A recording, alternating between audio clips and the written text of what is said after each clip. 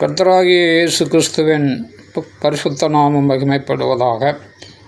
இன்றைக்கான வேத பகுதி 2 கொரிந்தியர் 1 அதிகாரம். வாசிக்க கேட்போம்.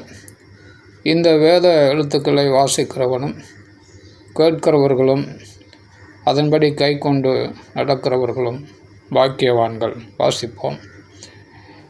தேவனுடைய சித்தத்தினாலே இயேசு கிறிஸ்துவின் அப்போஸ்தலன் ஆகிய பவுலும் சகோதரனாகிய தீமோத்தேயும் கொரிந்து பட்டணத்திலுள்ள தேவனுடைய சபைக்கும் அகாயா நாடெங்குமுள்ள எல்லா பரிசுத்தவான்களுக்கும் எழுதுகிறதாவது: நம்முடைய பிதாவாகிய தேவனாலும் கர்த்தராகிய இயேசு கிறிஸ்துவினாலும் உங்களுக்கு கிருபையும் சமாதானமும் உண்டாவதாக.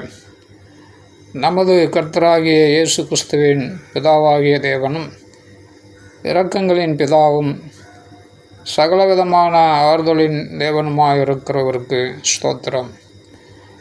தேவனால் எங்களுக்கு அருளப்படுகிற ஆறுதலினாலே எந்த உபத்திரவத்திலாகிலும் அகப்படுகிறவர்களுக்கு நாங்கள் ஆறுதல் செய்ய திராணியுள்ளவர்களாகும்படி எங்களுக்கு வரும் சகல உபத்திரவங்களிலேயும் அவரே எங்களுக்கு ஆறுதல் செய்கிறவர்.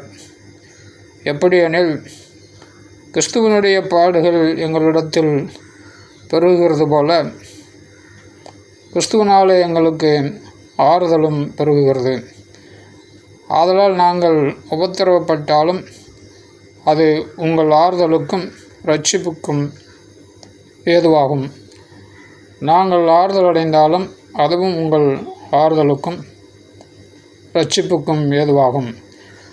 நாங்கள் பாடுபடுகிறது போல நீங்களும் பாடுபட்டு சகிக்கிறதுனால அந்த இரட்சிப்பு பலன் செய்கிறது. நீங்கள் எங்களோடு கூட பாடுபடுகிறது போல எங்களோடு கூட ஆறுதலும் அடைகிறீர்கள் என்று நாங்கள் அறிந்து உங்களை குறித்து உறுதியான நம்பிக்கை உள்ளவர்களாய் இருக்கிறோம்.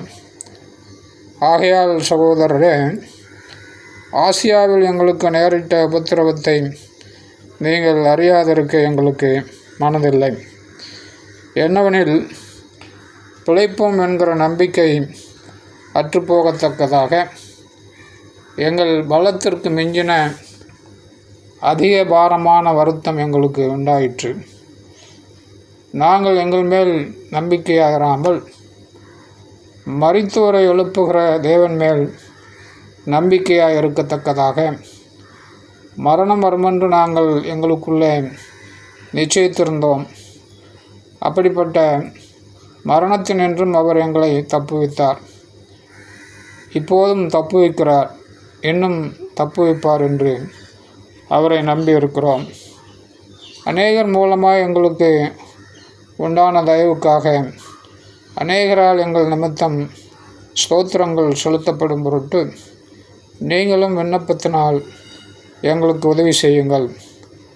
மாம்சத்திற்கேற்ற ஞானத்தோடு நடவாமல் தேவனுடைய கிருபையினால் நாங்கள் உலகத்திலேயும் விசேஷமாக உங்களிடத்திலேயும் கபடமில்லாமல் திவ்ய உண்மையோடு நடந்தோம் என்று எங்கள் மனது எங்களுக்கு சொல்லும் சாட்சியே எங்கள் புகழ்ச்சியாக இருக்கிறது.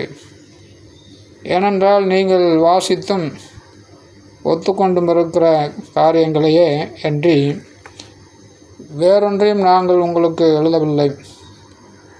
முடிவு பரியந்தம் அப்படியே ஒத்துக்கொள்வீர்கள் என்று நம்பியிருக்கிறேன். கர்த்தராகிய இயேசுவினுடைய நாளிலே நீங்கள் எங்களுக்கு புகழ்ச்சியாக இருப்பது போல நாங்களும் உங்களுக்கு புகழ்ச்சியாக இருக்கிறதை ஒருவாறு ஒத்துக்கொண்டிருக்கிறீர்களே.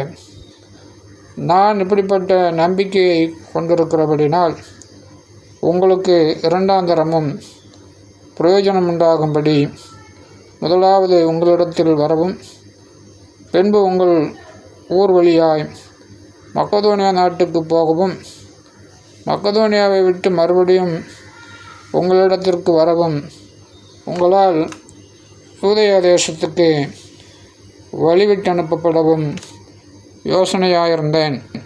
இப்படி நான் யோசித்தது வீணாக யோசித்தேனோ, அல்லது ஆம் ஆம் என்றதும் அல்ல அல்ல என்கிறதும் என்னிடத்தில் இருக்கத்தக்கதாக தான் யோசிக்கிறவைகளை மாம்சத்தின்படி யோசிக்கிறேனோ? நாங்கள் உங்களுக்கு சொன்ன வார்த்தை ஆம் அல்ல என்று இருக்கவில்லை. அதற்கு உண்மையுள்ள தேவனே சாட்சி. என்னாலும் சில்வானுவினாலும் தீமோத்தேயுவினாலும் உங்களுக்குள்ளே பிரசங்கிக்கப்பட்ட தேவகுமாரனாகிய இயேசு கிறிஸ்துவும் ஆம் என்றும் அல்ல என்றும் இராமல் ஆம் என்றே இருக்கிறார். எங்களால் தேவனுக்கு மகிமை உண்டாகும்படி தேவனுடைய வாக்குத்தத்தங்களெல்லாம் இயேசு கிறிஸ்துவுக்குள் ஆம் என்றும் அவருக்குள் ஆமேன் என்றும் இருக்கிறதே. உங்களோட கூட எங்களையும் கிறிஸ்துவுக்குள் ஸ்திரப்படுத்தி நம்மை அபிஷேகம் பண்ணினவர் தேவனே. அவர் நம்மை முத்தரித்து நம்முடைய இருதயங்களில் ஆவி என்னும் அச்சாரத்தையும் கொடுத்திருக்கிறார். மேலும் நான் உங்களை தப்பவிடும்படிக்கே இதுவரைக்கும் ஒரிந்து பட்டணத்திற்கு வராதிருக்கிறேன் என்று என் ஆத்மாவின் பேரில் தேவனையே சாட்சியாக கூறுகிறேன். உங்கள் விசுவாசத்திற்கு நாங்கள் அதிகாரிகளாயிராமல் உங்கள் சந்தோஷத்திற்கு சகாயராக இருக்கிறோம். விசுவாசத்தினாலே நிலை நிற்கிறீர்களே. ஆமேன்.